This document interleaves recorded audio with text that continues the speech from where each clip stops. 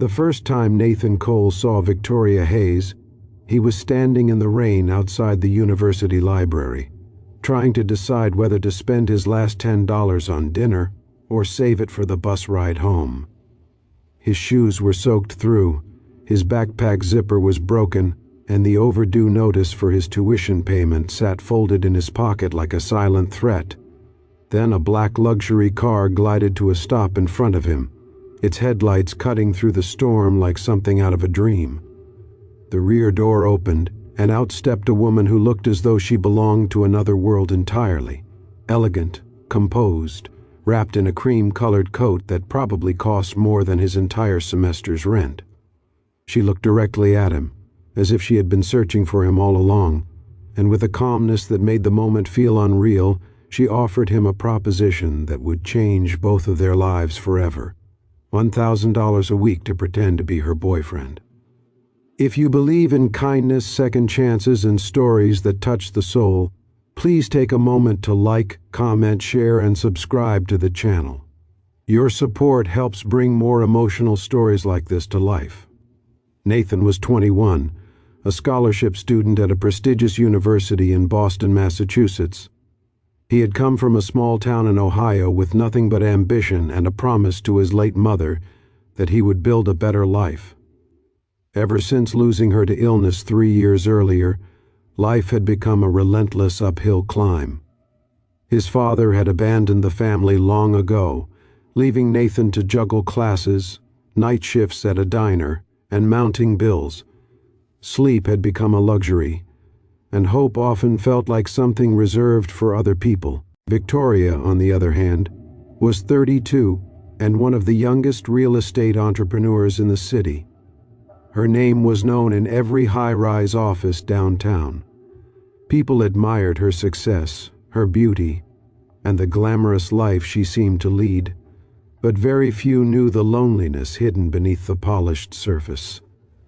Her father, Charles Hayes, was a powerful businessman with strict expectations, and he had spent years pressuring her to settle down and marry someone from their social circle.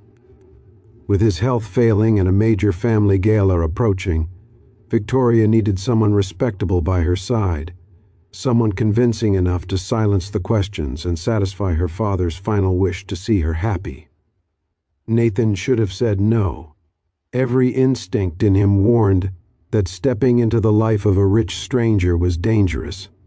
But when he looked at the unpaid tuition notice and thought of losing everything he had worked for, desperation drowned out caution. He agreed. The first few days felt surreal. Victoria took him shopping for tailored suits, expensive watches, and polished shoes that felt foreign on his feet. She coached him on which fork to use at formal dinners, how to greet investors, and how to carry himself with confidence. Yet beneath her icy professionalism, Nathan began to notice something fragile in her eyes, a sadness that lingered whenever she thought no one was watching. At the gala, the Hayes mansion glittered under golden chandeliers. Politicians, CEOs, and socialites filled the ballroom with practiced smiles and whispered judgments. Nathan felt out of place, but Victoria stayed close, her hand lightly resting on his arm. For the first time in years, he saw a version of himself that didn't look broken. Then he met Charles Hayes. The older man, frail but sharp-eyed, studied Nathan with surprising warmth. Instead of the cold scrutiny Nathan expected, Charles spoke to him kindly, asking about his studies and his dreams. Nathan found himself opening up about his mother, his struggles, and his hope to become an architect one day. Something in Charles's expression softened, as if Nathan reminded him of someone he had once been. As the weeks passed, what had begun as an arrangement slowly became more complicated. Nathan discovered that Victoria's life was far from perfect. Her success had come at the cost of trust, love, and peace. People wanted things from her, money, status, connections, but no one seemed to care who she really was. Behind closed doors, the confident businesswoman often sat alone in her penthouse, staring out at the city lights with tears she quickly wiped away. Nathan, despite his own pain, became the one person who saw through her walls. He noticed how she secretly donated to shelters across the city, how she paid hospital bills for strangers, and how every Sunday she visited her mother's grave with fresh white roses.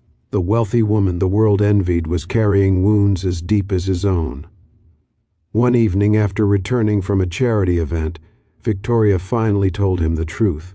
Her father was dying. The doctors had given him only a few months. The fake relationship had never really been about appearances. It was about giving her father peace in his final days. She wanted him to believe that she had found someone who loved her, someone who would stay after he was gone. Nathan felt his heart tighten.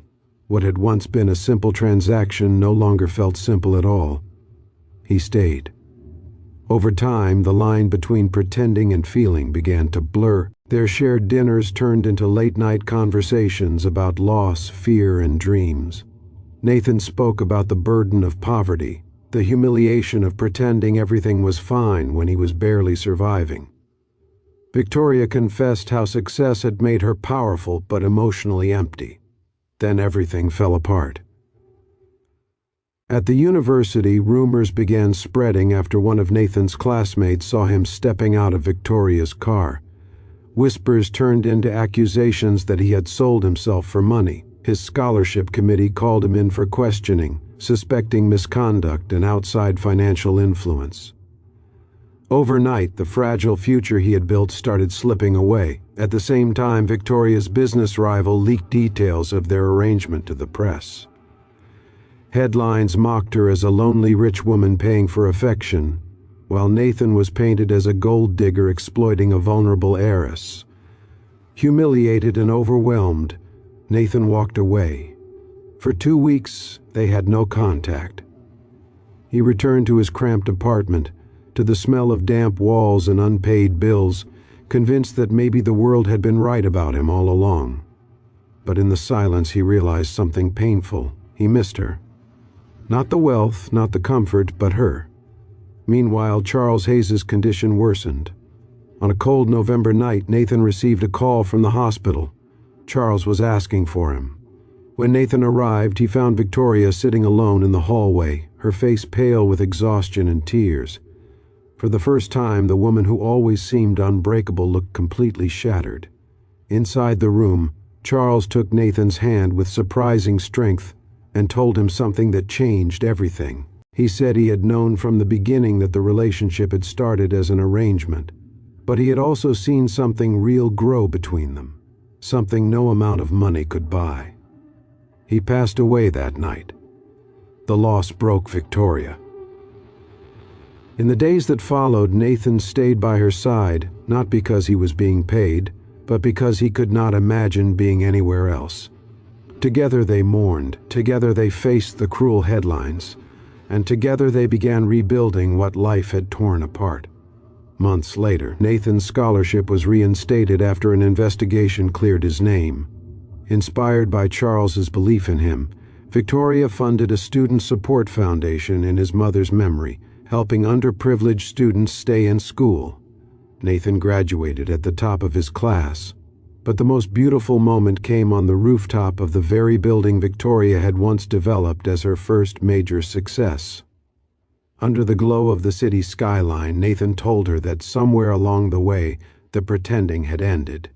He had fallen in love with the woman behind the wealth, behind the walls, behind the pain, and she, through tears, admitted she had fallen for the boy who had once stood in the rain with nothing but hope. If this story touched your heart, please like, comment, and share this video with someone who still believes love can be found in the most unexpected places. Special request: comment below with "Love finds a way" if you believe true feelings can grow from the most unlikely beginnings. In the end, Nathan realized that sometimes life's greatest blessings arrive disguised as impossible choices. What began as a desperate deal between a rich woman and a poor student became a story of healing, second chances, and a love strong enough to rise above judgment, grief, and pain. In a city that had once made them feel alone, they found in each other something far more valuable than wealth, a home for their wounded hearts. And for the first time in years, both of them believed that the future was not something to fear, but something beautiful waiting to be lived.